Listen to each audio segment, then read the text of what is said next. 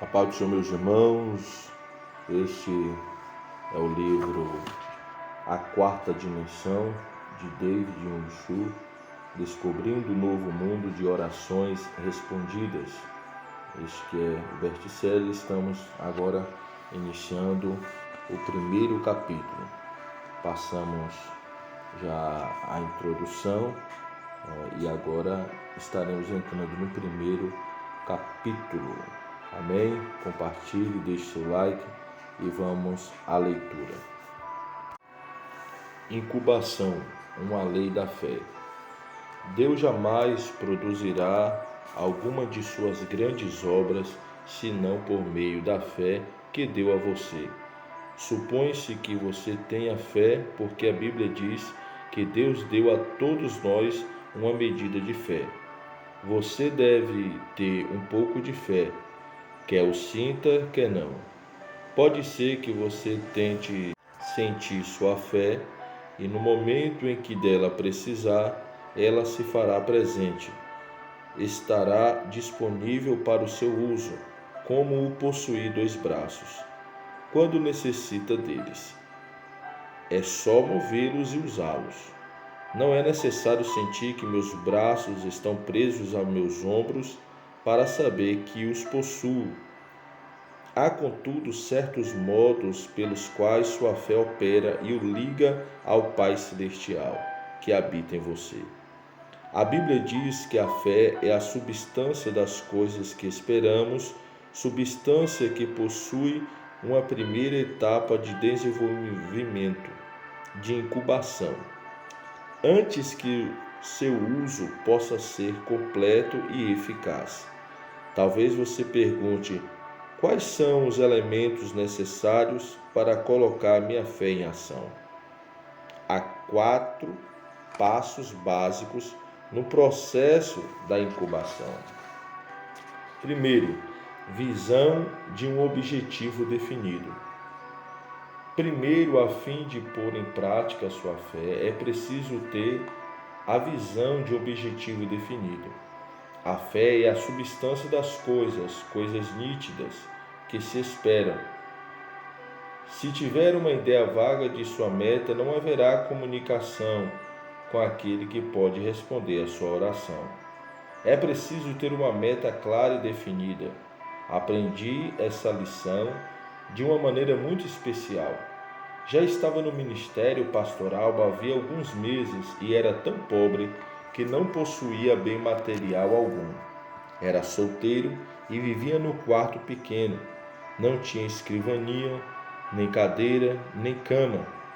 Comia no chão, dormia no chão, estudava no chão. Tinha de andar quilômetros todos os dias para desempenhar meu ministério de ganhar almas. Mas um dia, enquanto lia a Bíblia, fiquei tremendamente impressionado com a promessa de Deus. A Bíblia dizia que se tão somente eu colocasse minha fé em Jesus e orasse em seu nome, receberia tudo o que pedisse. A Bíblia também me ensinava que eu era filho de Deus, filho do Rei dos Reis e do Senhor dos Senhores. Assim orei dizendo: Pai, por que deve um filho do Rei dos Reis e do Senhor dos Senhores viver sem escrivaninha, sem cadeira, sem cama e andar a pé, quilômetro todos os dias? Pelo menos eu poderia ter um escritório humilde, uma cadeira na qual sentar e uma bicicleta simples a fim de sair para fazer visitas. Achava que, segundo as Escrituras, era possível pedir essas coisas ao Senhor. Ajoelhei-me e orei: Pai, agora estou orando. Por favor, envia-me uma escrivania, uma cadeira e uma bicicleta. Coloquei toda a minha fé no pedido e dei graças a Deus. A partir desse momento, comecei a esperar a entrega dessas coisas. Passou um mês e não recebi resposta alguma. Passaram 2, 3, 4, 5, 6 meses e ainda continuava a esperar. Nada acontecia. Certo dia chuvoso, eu estava realmente deprimido. Não tinha comido nada, estava com muita fome, cansado, deprimido e comecei a reclamar. Senhor, eu lhe pedi uma escrivania, uma cadeira e uma bicicleta vários meses atrás. e o Senhor não me deu nenhuma dessas coisas. O Senhor vê que estou pregando o Evangelho às pessoas pobres deste bairro. Como posso lhes pedir que exercitem a fé quando eu mesmo não sou capaz de fazê-lo? Como lhes pedir que coloquem a fé no Senhor e vivam pela palavra e não pelo pão? Meu pai, sinto-me tão desanimado. Não estou muito certo disso, mas sei que realmente não tenho como negar a palavra de Deus. A palavra deve permanecer e tenho certeza de que o Senhor me responderá, mas dessa vez simplesmente não tenho certeza de quando nem como. Se responder a minha oração depois que eu morrer, de que me servirá isso? E se responder a minha oração, faze-o depressa, por favor. Então me sentei e comecei a chorar. Subitamente senti uma serenidade, uma tranquilidade invadindo a minha alma. Toda vez que me vem esse tipo de sentimento da presença de Deus, Ele sempre fala comigo, de modo que esperei. Aquele sussurro suave ecoou em minha alma e em meu espírito, dizendo: Meu filho, ouvi sua oração muito tempo atrás. Exclamei abruptamente: Então, onde estão minha escrivaninha, minha cadeira e minha bicicleta? Disse-me o Espírito: Sim, esse é o seu problema. Esse é o problema de todos os meus outros filhos.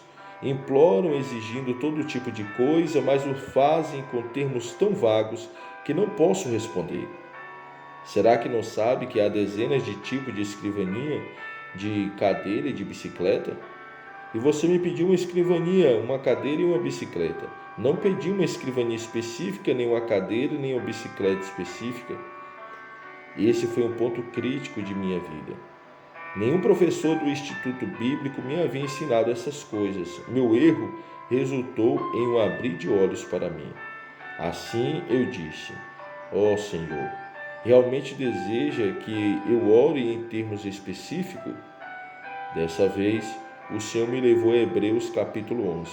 A fé é a certeza daquilo que esperamos, coisas bem específicas. Ajoelhei-me de novo e disse: Pai, sinto muito, cometi um grande erro e compreendi mal. Cancelo todas as minhas orações passadas. Começarei tudo de novo. Em seguida, dei o tamanho da escrivaninha, que deveria ser de mogno das Filipinas. Queria o melhor tipo de cadeira, uma cadeira de escritório de aço, com rodinhas, para que eu pudesse me mover de um lado para o outro como um manda-chuva. Falei depois da bicicleta. Dei muita atenção a este assunto porque há tantos tipos de bicicletas, coreanas, japonesas, chinesas, alemãs, mas naquela época as bicicletas coreanas e japonesas geralmente eram muito fraquinhas e eu queria uma bicicleta forte e maciça. Como as bicicletas de fabricação norte-americana são muito boas, orei dizendo: Pai, desejo uma bicicleta fabricada nos Estados Unidos, com algumas marchas para que eu possa regular a velocidade. Encomendei essas coisas em termos tão específicos que Deus não poderia cometer erro algum ao entregá-las. Realmente senti a fé fluir do meu coração e regozijei-me no Senhor. Nessa noite, dormi como uma criança. Mas ao despertar às 4:30 da manhã seguinte, a fim de preparar-me para a reunião de oração matinal, repentinamente descobri que meu coração estava vazio. Na noite anterior, tinha toda a fé que há no mundo, mas enquanto dormia, a fé bateu as asas e me deixou. Não sentia nada no coração, então eu disse: Pai, isso é terrível. Uma coisa é ter fé, mas é totalmente diferente conservar essa fé até receber a resposta. Esse é um problema comum a todos os cristãos. Pode escutar por algum tempo um pregador excelente e ter toda a fé que há no mundo enquanto os ouve. Mas antes que volte para casa, já perderam tudo. Sua fé bate asas e voa. Nessa manhã li a Bíblia procurando uma passagem especial para pregar. De repente, meus olhos se fixaram em Romanos 4,17. O Deus que dá vida aos mortos e chama à existência coisas que não existem como se existissem. Meu coração apegou-se a essa passagem e ela começou a queimar minhas entranhas. Disse a mim mesmo: acho que poderia simplesmente chamar à existência aquelas coisas que não existem como se existissem, como se já as possuíssem. Recebi a resposta para o problema de como conservar minha fé. Corri para a tenda que nos servia de igreja, onde as pessoas já haviam começado a orar, e depois de cantarmos alguns hinos, comecei a pregar. Expus-lhes essa passagem bíblica e disse: irmãos, pela bênção de Deus, já tenho uma escrivaninha de mogno das Filipinas, uma linda cadeira de aço com rodinhas e uma bicicleta com marchas de fabricação norte-americana. Louvado seja o Senhor, já recebi todas essas coisas. As pessoas ficaram me olhando de boca aberta, pois sabia que eu era totalmente pobre, e lá estava eu me gabando de ter essas coisas. Não podia acreditar no que ouviam. Pela fé, realmente louvava a Deus, fazendo justamente o que a palavra de Deus ordena. Depois do culto, enquanto saía, 3 rapazes me seguiram e disseram: pastor, queremos ver suas coisas. Fiquei apavorado porque não tinha contado com essa possibilidade. A possibilidade de ter de mostrar minhas coisas. Todos os membros da igreja moravam em um dos bairros mais pobres e se percebesse que seu pastor havia mentido, meu ministério estaria terminado ali mesmo. Os jovens não estavam dispostos a voltar atrás. Achava-me em uma terrível situação e comecei a orar: Senhor, desde o princípio isso não foi ideia minha, a ideia foi sua. Simplesmente obedeci e agora estou em apuros. Conversei com eles como se fosse dono das 3 coisas. Que explicação posso dar agora? O Senhor precisa me ajudar, como sempre faz. Então o Senhor veio ao meu auxílio. Uma ideia começou a flutuar em meu coração, de modo que lhes disse resolutamente: venha ao meu quarto e verão. Todos foram e começaram a olhar ao redor, procurando a bicicleta, a escrivaninha e a cadeira. Então eu lhe disse: não procurem essas coisas agora, vou mostrá-la mais tarde. Apontei o dedo para o Sr. Park, que hoje é o pastor das maiores igrejas Assembleia de Deus na Coreia, e disse: vou lhe fazer uma pergunta. Se puder respondê-las, mostro-lhe todas essas coisas. Quanto tempo ficou no ventre de sua mãe antes de vir ao mundo? Ele coçou a cabeça e disse: bem, 9 meses. O que fez durante esses 9 meses no ventre de sua mãe? Perguntei então. Cresci, mas prossegui. Ninguém o via. Ninguém podia me ver porque eu estava dentro de minha mãe. Mesmo no ventre de sua mãe, eu disse: você já era um bebê que nasceu neste mundo. Respondeu corretamente. Na noite passada, ajoelhei-me aqui e orei ao Senhor pedindo a escrivaninha, a cadeira e a bicicleta. E pelo poder do Espírito Santo, concebi essas coisas. É como se estivesse dentro de mim, crescendo neste momento. Verdadeiras escrivaninhas, cadeiras, bicicletas, como quando vocês verão na época de sua entrega. Eles começaram a rir até não poder mais e disseram: esta é a primeira vez que vimos um homem grávido de uma bicicleta, uma escrivaninha e uma cadeira. E saindo do meu quarto, começaram a espalhar por toda a cidade a novidade que o pastor estava grávido de uma bicicleta, uma cadeira e uma escrivaninha. Eu mal podia andar pela cidade, as mulheres se juntavam olhando para mim e davam risadinhas. Alguns jovens travessos de minha igreja chegavam a mim no domingo, pegavam na minha barriga e diziam: pastor, quantos meses faltam? Mas todos aqueles dias eu sabia que tinha tais coisas crescendo dentro de mim. Leva tempo, assim como a mãe leva tempo para dar à luz ao filho. Sem dúvida alguma, as coisas que você pediu hoje levarão algum tempo para chegarem, mas você já está grávido delas e no devido tempo as terá. Louvava ao Senhor constantemente, no tempo devido, as 3 coisas chegaram.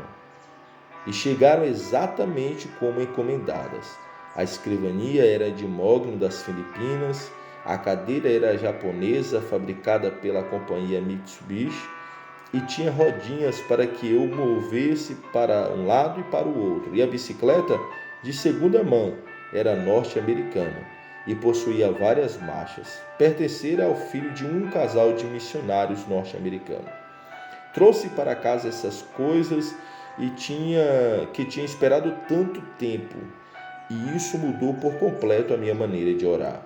Até então, orava em termos vagos, mas desse dia em diante, jamais orei assim. Se Deus respondesse às suas orações vagas, você jamais reconheceria seu pedido como sendo resposta de Deus. Deve pedir de modo definido e específico. O Senhor não se agrada de orações vagas. O cego Bartimeu, filho de Timeu, sentado à beira do caminho, por onde Jesus passava, clamou: Filho de Davi, tem misericórdia de mim. Embora todo mundo soubesse que ele estava pedindo a cura de sua cegueira, Cristo perguntou: O que quer que eu lhe faça? Cristo deseja pedidos específicos, disse Bartimeu. Senhor, eu quero ver. Recupere a visão. A sua fé te curou. Jesus respondeu, os olhos de Bartimeu foram abertos. Mas até que ele pedisse especificamente a cura de sua cegueira, Cristo não pronunciou a cura. Ao trazer sua petição ao Senhor, venha com pedido específico, com objetivo definido, com uma meta clara. Certa vez visitava uma igreja e depois da pregação, a esposa do pastor pediu-me que fosse ao escritório. O pastor me perguntou: Chu, você poderia orar por esta senhora? De que necessita ela? Perguntei. Bem, ela deseja se casar e ainda não encontrou marido. Peça que ela entre. Uma mulher solteira de mais de 30 anos entrou e perguntei-lhe: Irmã, por quanto tempo tem orado pedindo marido? Por mais de 10 anos, respondeu ela. Por que Deus não respondeu a sua oração nestes 10 anos? Perguntei. Que tipo de marido tem pedido a Deus? Bem, isso fica com Deus, Ele sabe de tudo, respondeu ela, sacudindo os ombros. É esse o seu erro. Deus jamais age assim por si mesmo, mas somente por nosso intermédio. Deus é a fonte eterna, mas Ele somente opera por meio de nossos pedidos. Você realmente deseja que eu ore em seu favor? Sim. Muito bem. Traga-me papel e lápis e sente-se à minha frente. Ela se sentou e eu disse: Se escrever as respostas às minhas perguntas, orarei por você. Pergunta número 1. Você deseja mesmo um marido, mas que tipo de marido quer? Branco, asiático ou negro? Branco. Muito bem. Escreva isso. Número 2. Deseja que seu marido tenha 1,80 de altura ou ele pode ser baixinho? Deseja um marido alto. Escreva isso. Número 3. Deseja que seu marido seja esbelto, de boa aparência ou simplesmente agradável e gordo? Quero que seja magro. Escreva magro. Número 4. Que tipo de passatempo deseja que seu marido tenha? Bem, gostaria que fosse musical. Muito bem, escreva musical. Número 5. Que profissão você quer que seu marido esteja? Professor.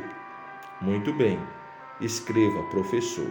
Fiz mais ou menos 10 perguntas e em seguida disse: Por favor, leia a sua lista em voz alta.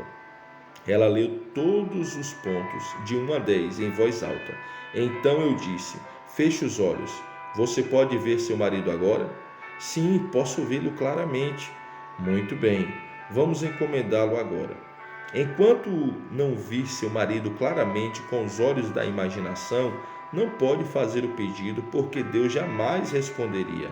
É preciso que o veja claramente antes de começar a orar. Deus nunca responde a orações vagas. Ela se ajoelhou e eu impus as mãos sobre ela.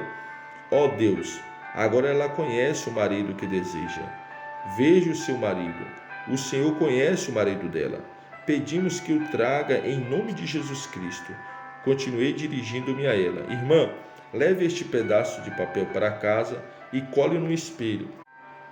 Todas as noites, antes de ir para a cama, leia esses 10 pontos em voz alta. E todas as manhãs, ao se levantar, leia em voz alta esses 10 pontos e louve a Deus pela resposta.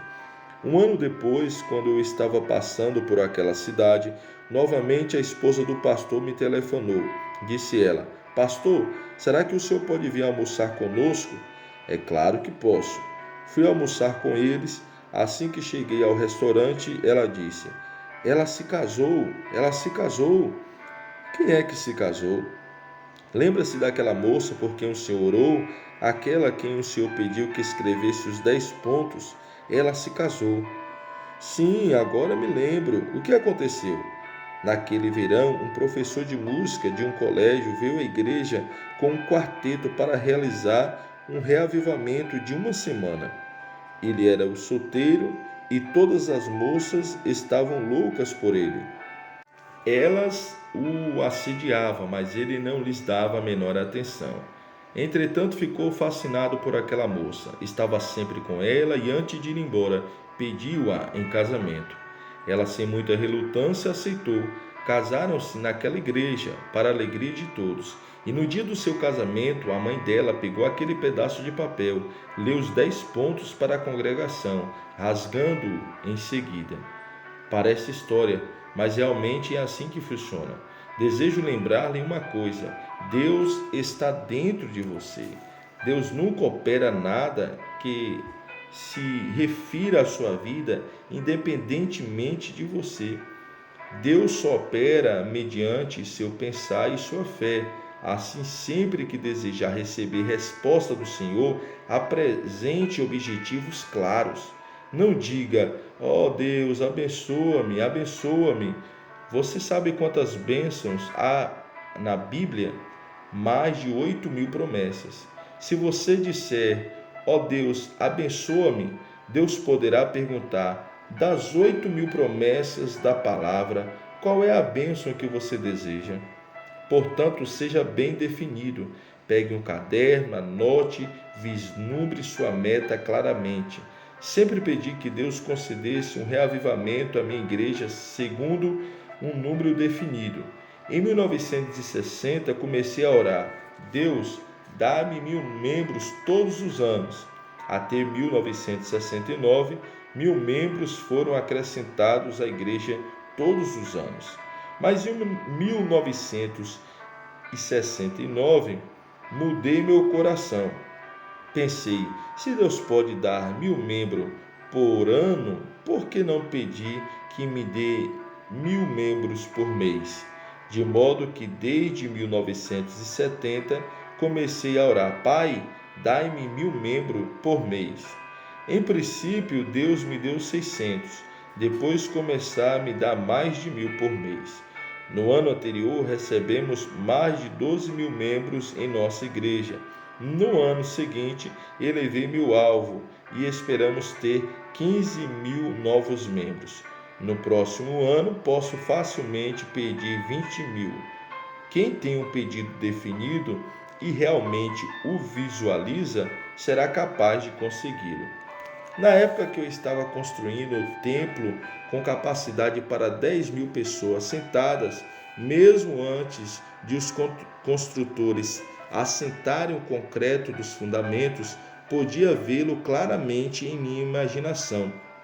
Andei centenas de vezes pelo edifício e senti a presença magnífica do Espírito Santo ali.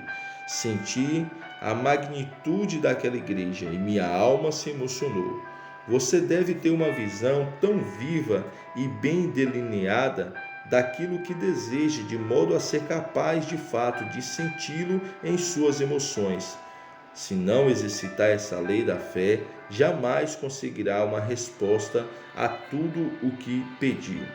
Agora, em minhas orações, sempre tento ver com clareza os meus objetivos. Desejo vislumbrá-los com tamanha vivacidade que sinta na alma a emoção deles, Só então essa primeira condição é cumprida. Em segundo, tenha um desejo ardente. Em segundo lugar, se você já tem uma imagem vívida do que deseja, deve também possuir um desejo ardente de alcançar esses objetivos. Muita gente ora casualmente. Deus responde a minha oração e antes de sair da igreja já se esqueceu das coisas pelas quais orou. Esse tipo de atitude jamais trará a fé nem a resposta de Deus. É preciso ter um desejo ardente. Provérbios 10:24 diz: o que os justos desejam lhes será concedido. Salmo 37:4 diz: deleita-te no Senhor e Ele atenderá os desejos do seu coração. Você precisa ter um anelo ardente por um alvo e deve continuar vendo esse alvo cumprido. Quando comecei meu ministério em 1958, tinha um desejo ardente em minha alma, uma meta ardente de construir a maior igreja da Coreia.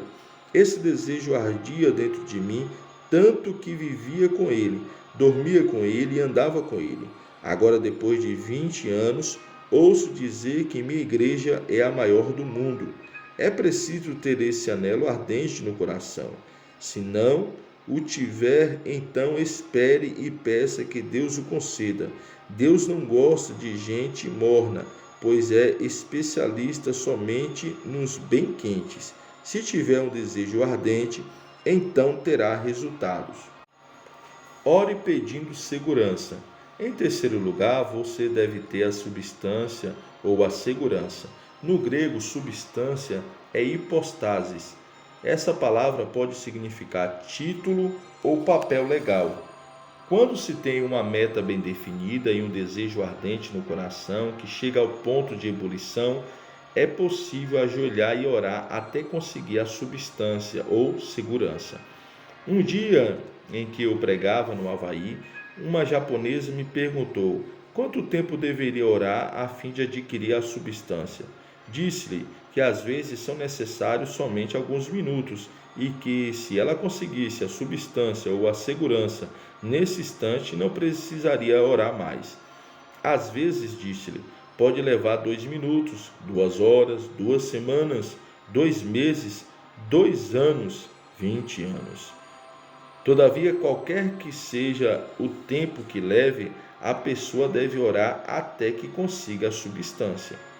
Os ocidentais vivem às voltas com o problema de viver organizados dentro de um horário apertado. Tudo é correria. Logo, não tem tempo para passar com a família, para visitar os amigos, nem mesmo para ficar quietos perante o Senhor. Tudo tem de ser instantâneo. Café da manhã instantâneo, comida pré-cozida, miojo, alimentos enlatados, café solúvel instantâneo, tudo tem de ser pronto em menos de 5 minutos. De modo que quando vão à igreja oram dizendo: ó Deus, responda-me, não tenho muito tempo, só 5 minutos. E se não responder rápido, esquece, não esperarei no Senhor. Os norte-americanos converteram as igrejas em lugares de entretenimentos enfadonhos. Na Coreia, acabamos com isso. Fazemos alguns avisos bem curtos e damos toda a preeminência à palavra de Deus. Depois da pregação da palavra, geralmente temos 2 ou 3 números especiais e então concluímos. A palavra de Deus sempre ocupa o lugar de maior importância no culto. Certa vez fui convidado a pregar no culto vespertino em uma igreja nos Estados Unidos, no Alabama.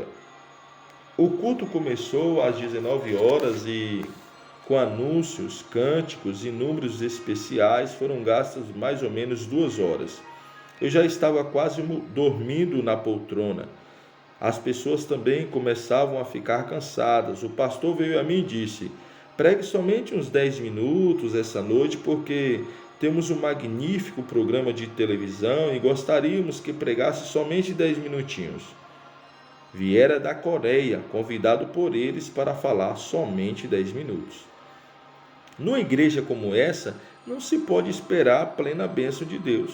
Tal igreja necessita de esperar muito tempo perante o Senhor, o qual também é válido para uma pregação sólida da palavra de Deus. Isso é o que edifica a fé. A pessoa deve esperar na presença do Senhor até conseguir a segurança. Quando precisei de 5 milhões de dólares para terminar a construção do templo, tive uma visão muito clara, uma meta bem visível e um desejo ardente de ter pronto o edifício com espaço para 10 mil pessoas. Mas meu coração estava cheio de medo, trêmulo e assustado. Não tinha segurança alguma. Esses 5 milhões pareciam uma montanha e eu era como um coelho amedrontado. Para estrangeiros ricos, 5 milhões de dólares não significa muito, mas para pobres coreanos é uma soma gigantesca. Comecei a orar como quem está à beira da morte e disse: Senhor, já começamos a construção, ainda não temos segurança alguma e não sei onde conseguir esse dinheiro. Comecei a preocupar-me, passou um mês e não tinha paz nem segurança. Passou o segundo mês e continuava orando até a meia-noite. Saía da cama e ia para um canto chorar com o coração despedaçado. Minha esposa achou que eu ia ficar louco, mas eu era mentalmente cego. Ficava em pé, parado, sem falar nem pensar, com a ideia de 5 milhões de dólares girando na cabeça. Certa manhã, depois de orar intensamente por 3 meses, minha esposa me chamou. Querido, o café está pronto. Ao sair do escritório, quase no exato momento em que me sentava à mesa, na sala de jantar, os céus se abriram e uma tremenda bênção foi derramada sobre mim. A substância e a segurança me foram concedidas à alma. Saltei da cadeira e comecei a gritar. Consegui, consegui, consegui! Minha esposa saiu correndo da cozinha e quando olhou para meu rosto, percebeu que estava pálido. Tinha levado o maior susto e, puxando-me de lado, disse: Querido, o que aconteceu com você? Você está bem? Sente-se. Consegui o quê? Consegui 5 milhões de dólares, assegurei-lhe com firmeza. Você está realmente louco, disse ela. Mas, querida, eu tenho esses 5 milhões de dólares dentro de mim. Estão crescendo agora. Estão crescendo dentro de mim. Subitamente, os 5 milhões de dólares tinham se transformado em um pequeno pedregulho na palma de minha mão. Orei com segurança e minha fé o agarrou.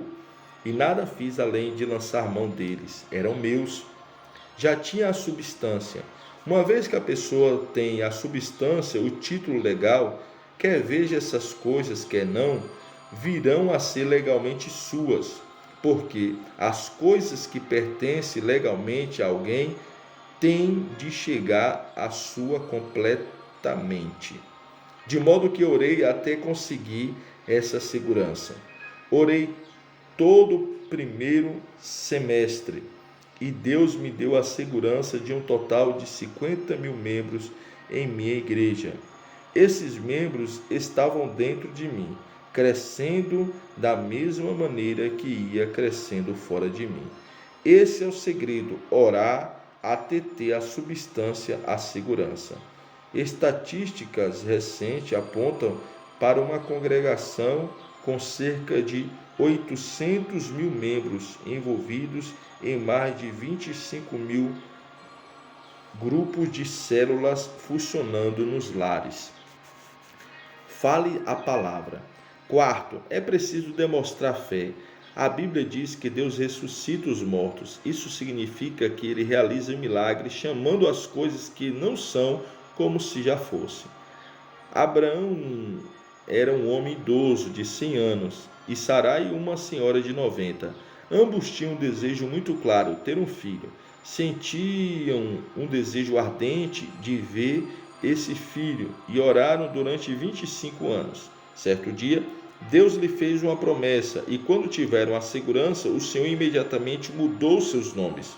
Não será mais chamado Abrão, seu nome será Abraão, porque eu o constituo pai de muita nação. De agora em diante, sua mulher já não será chamado Sarai, seu nome será Sara. Gênesis 17, 5 e 15.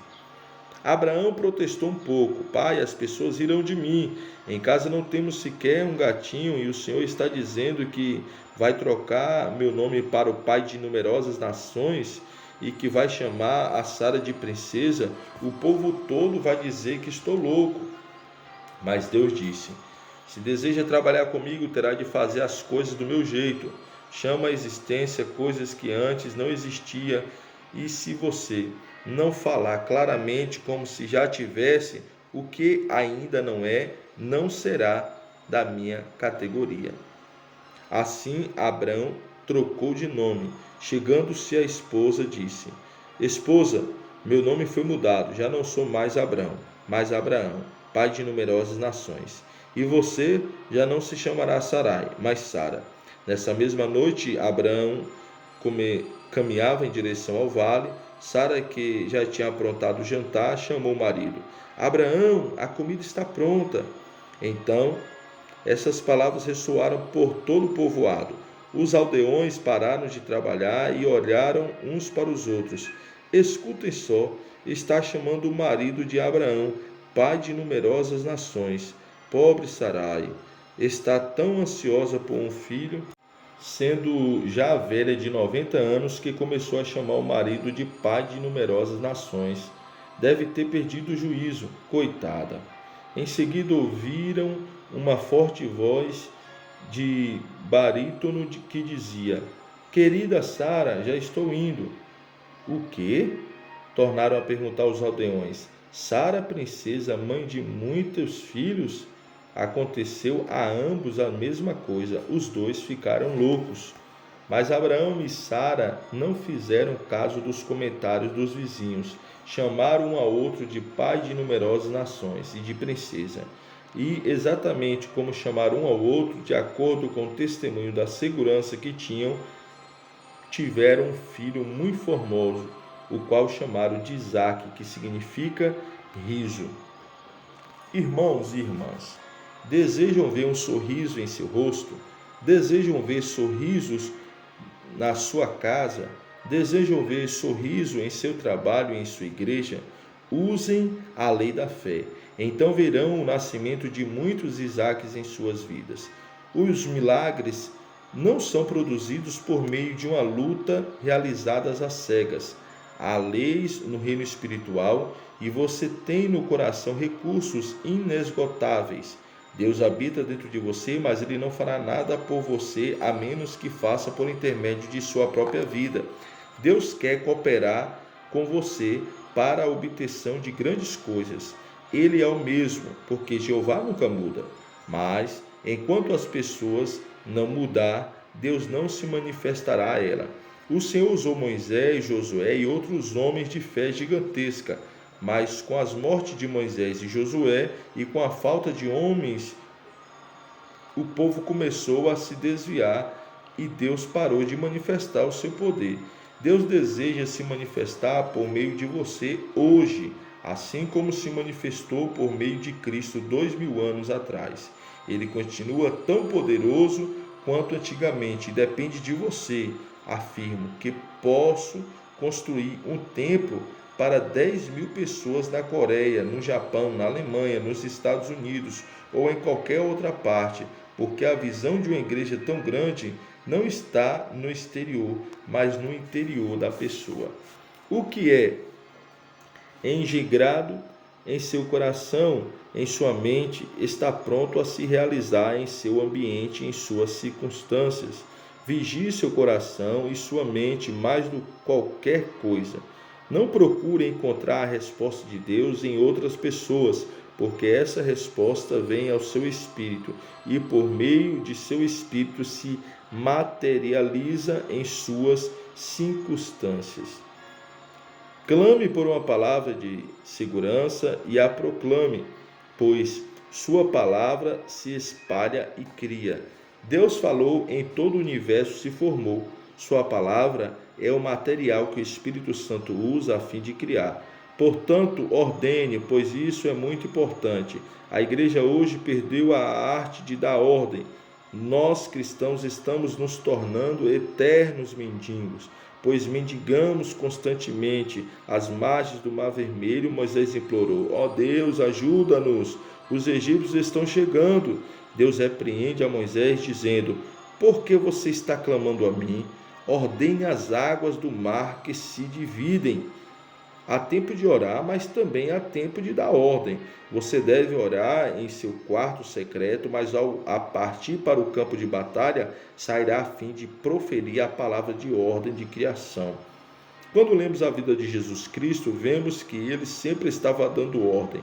Orou a noite toda, mas ao sair para a linha de frente, ordenou que o povo fosse curado, ordenou que o mar se acalmasse, ordenou que os demônios saíssem das pessoas. Seus discípulos fizeram exatamente a mesma coisa ao paralítico mendigante. Pedro ordenou: não tenho nem prata nem ouro, mas o que tenho, isto te dou. Em nome de Jesus Cristo Nazareno, ande. Atos 3 e 6. Ao cadáver de uma senhora, Pedro ordenou: levante-se, fique em pé. Atos 14 e 10. Deram a palavra criadora. A Bíblia manda curar os enfermos. A Bíblia diz em Tiago: a oração feita com fé salvará o doente. Deus nos pede claramente que curemos os doentes, de modo que em minha igreja curo os enfermos, guiado pelo Espírito Santo. Apresento-me perante os irmãos e clamo: estão curados, levantem-se. Peço que a saúde se manifeste. Dezenas de centenas de pessoas recebem a cura. Alguns meses atrás, estava dirigindo uma reunião na Austrália. Certa noite, cerca de 1.500 pessoas estavam reunidas em um lugar pequeno. Bem à minha frente estava uma senhora numa cadeira de rodas. Ela estava tão deformada que me senti deprimido. Perguntei: Senhor, por que colocou essa senhora à minha frente? Depois de vê-la, não consigo exercitar a fé. Assim sendo, tentei evitar olhar para ela enquanto pregava. Olhava para outro lado e de repente tornava a olhar para ela. Ver aquela mulher foi como água fria derramada em meu coração. No final do sermão, o Espírito Santo de repente falou-me ao coração dizendo: desça e levante-a.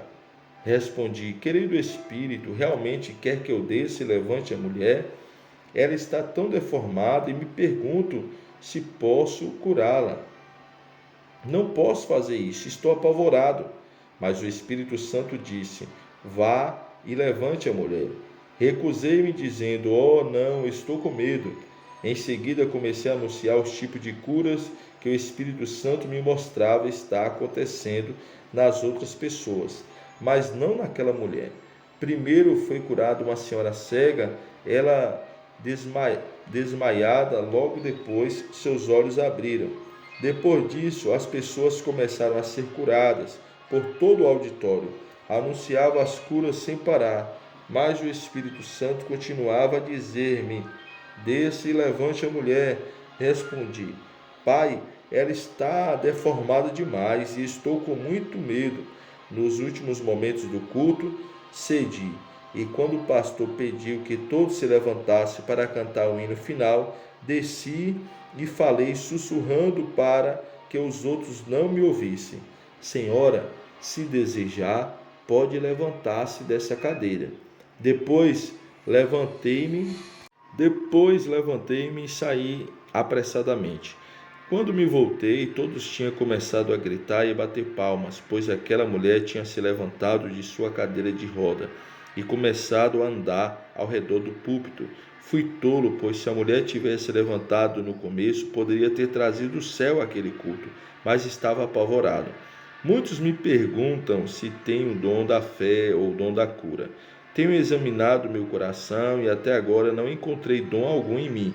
Creio que isso acontece porque o Espírito Santo, que possui os dons, todos os 9 dons, são dele. Ele habita em nós e em mim. O Espírito Santo manifesta-se por meu intermédio. Eu não possuo os dons, somente o Espírito Santo. Os possuo, simplesmente lhe obedeço e creio nele. Que tipo de dom possuo? Vou lhe dizer qual é o único dom que tenho: o dom da ousadia, da coragem. Com o dom da intrepidez, simplesmente saímos pela fé. Então o Espírito Santo nos segue. A Bíblia não diz que os sinais seguirão adiante de nós, mas que os sinais seguirão depois de nós. É preciso que a pessoa vá na frente para que o sinal possa acontecer. Permaneça na lei de incubação e por toda a vida observará sinais após sinais, seguindo seu caminho de fé. Os recursos estão dentro de você e agora você já conhece os elementos necessários à incubação. A fim de tornar sua fé utilizável, encontre uma meta e um objetivo claro. Tenha um desejo que queima ao ponto de ebulição. Em seguida, ore até que tenha a substância e a segurança. Depois, comece a proferir a palavra de ordem que recebeu, a segurança. É assim, meus irmãos, compartilhe e aguarde o próximo episódio do nosso livro A Quarta Dimensão. Deus abençoe e fique com Deus.